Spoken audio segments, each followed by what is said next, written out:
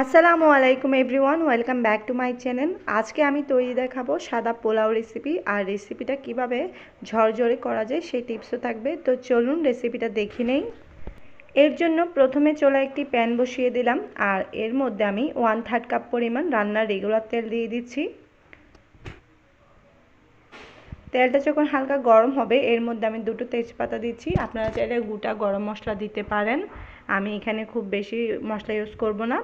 এখন এর মধ্যে আমি 1/3 কাপ পরিমাণ পেঁয়াজ কুচি দিয়ে দিয়েছি। পেঁয়াজটা একটু ভেজে নেব। পেঁয়াজটা খুব বেশি লালচে করব না, কারণ বেরেস্তা আমি আগেই করে নিয়েছি। তো আপনারাও চাইলে বেরেস্তাটা আগে করে নিতে পারেন আমার মতো। এরপর আমি এর মধ্যে দিয়ে দিচ্ছি ধুয়ে রাখা চিনি গুঁড়ার চাল 2 কাপ পরিমাণ।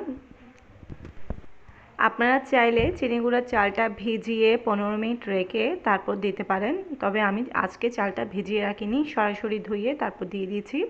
এখন এই চালের মধ্যে আমি 1 চামচ পরিমাণ আদা বাটা এবং 1 চামচ পরিমাণ রসুন বাটা দিয়ে চালটা খুব ভালো করে ভেজে নেব। একটু সময় নিয়ে ভেজে নিলে কিন্তু চালটা খুবই ঝরঝরে হয়। আর এই টিপসটা অবশ্যই ফলো করবেন, প্রথমে চালটা ভেজে নিলে এই রেসিপিটা অনেক বেশি ঝরঝরে হবে। তো এরই মধ্যে চালটা আমার ভাজা হয়ে গিয়েছে। এখন এর মধ্যে আমি দিয়ে দিচ্ছি গরম পানি।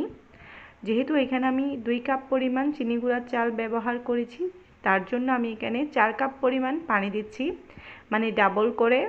তো আপনারা যদি চালটা ভিজিয়ে রান্না করতে চান সেক্ষেত্রে কিন্তু এখানে 2 কাপ চালের জন্য 3 কাপ পরিমাণ পানি দিবেন। এখন এর মধ্যে আমি দিয়ে দিচ্ছি 2 টেবিল চামচ পরিমাণ গুঁড়া দুধ, তবে আপনারা চাইলে এখানে তরল দুধও ব্যবহার করতে পারেন। এখন আমি এর মধ্যে 1 টেবিল চামচ পরিমাণ লবণ দিয়ে দিচ্ছি। যেহেতু আমি এখানে গরুর দুধ ব্যবহার করিনি সেক্ষেত্রে আমি এখানে পুরোপুরি 4 কাপ পরিমাণ পানি দিয়ে দিয়েছি আর 2 টেবিল চামচ পরিমাণ গুঁড়ো দুধ দিয়ে দিয়েছি। এবার সব কিছু একসাথে খুব ভালো করে মিশিয়ে নিয়ে যখন এটা বলক চলে আসবে তখন এর মধ্যে 4-5টা আস্ত কাঁচামরিচ দিয়ে দিচ্ছি। এখন এটা আমি চুলার আঁচ বাড়িয়ে দিয়ে 5 থেকে 7 মিনিট এভাবে রান্না করব। এতে করে চালটা পানির সাথে একদম লেগে লেগে আসবে, অর্থাৎ মাখো মাখো হয়ে আসবে। প্রায় 5 থেকে 7 মিনিট পর এবার আমি ঢাকনাটা তুলে নিচ্ছি। দেখতেই পাচ্ছেন পানির সাথে কিন্তু চালটা খুব ভালোভাবে লেগে লেগে আছে। এখন এই পর্যায়ে আমি নেড়েচেড়ে খুব ভালো করে মিশিয়ে নিব, কারণ এই পর্যায়ে আমি এখন দমে দেব। তো সব কিছু খুব ভালো করে মিশিয়ে নিয়ে নিচের চালগুলো উপরে দিয়ে দিচ্ছি, এতে করে সব জায়গায় খুব ভালোভাবে সিদ্ধ হবে। এবার আমি আবারও ঢাকনা দিয়ে দিচ্ছি। প্রায় 8 থেকে 9 মিনিটের জন্য এটা আমি দমে রাখবো। আর এই পর্যায়ে অবশ্যই চুলার আঁচটা একদম লো করে দিতে হবে, তা না হলে নিচে লেগে যেতে পারে। প্রায় 6-7 মিনিট পর আমি ঢাকনাটা তুলে নিয়ে আবারও নেড়েচেড়ে খুব ভালোভাবে মিশিয়ে নিব।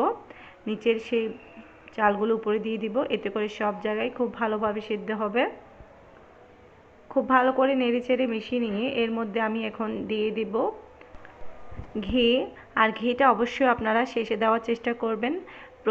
প্রথমে আমিও ঘিটা কিন্তু প্রথমে ইউজ করতাম, তো এই ক্ষেত্রে ফ্লেভারটা খুব বেশি ভালো আসে না, শেষের দিকে দিলে ফ্লেভারটা খুব বেশি ভালো আছে। তো এখানে আমি 2 চামচ পরিমাণ ঘি দিয়ে দিয়েছি আর সাথে দিয়ে দিয়েছি কেওড়ার জল। তবে এটা যদি আপনাদের কাছে না থাকে আপনারা স্কিপ করতে পারেন, এটা সম্পূর্ণই অপশনাল। আর সবশেষে আমি দিয়ে দিচ্ছি পেঁয়াজ বেরেস্তা। খুব বেশি করে আমি পেঁয়াজ বেরেস্তা প্রথমেই করে রেখে তুলে রেখেছিলাম আর সেটাই দিয়ে দিচ্ছি। এখন আবারও ঢাকনা দিয়ে 5 থেকে 7 মিনিট আমি দমে রাখছি। আর 5 থেকে 7 মিনিট পর আমার এই রান্নাটা একদম কমপ্লিট। দেখতেই পাচ্ছেন কতটা সুন্দর হয়েছে, আর আপনাদেরকে দেখিয়ে দিচ্ছি কতটা ঝরঝরে হয়েছে। এইভাবে এই টিপসটি ফলো করবেন, অবশ্যই আপনাদের পোলাও চাল খুব বেশি ঝরঝরে হবে।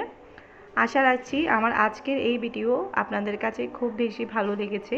আর এই রেসিপিটা যদি আপনাদের ভালো লেগে থাকে please like, share and comment করতে বলবেন না। সবাই অনেক বেশি ভালো থাকবেন, আমার জন্য দোয়া করবেন। আল্লাহ হাফেজ।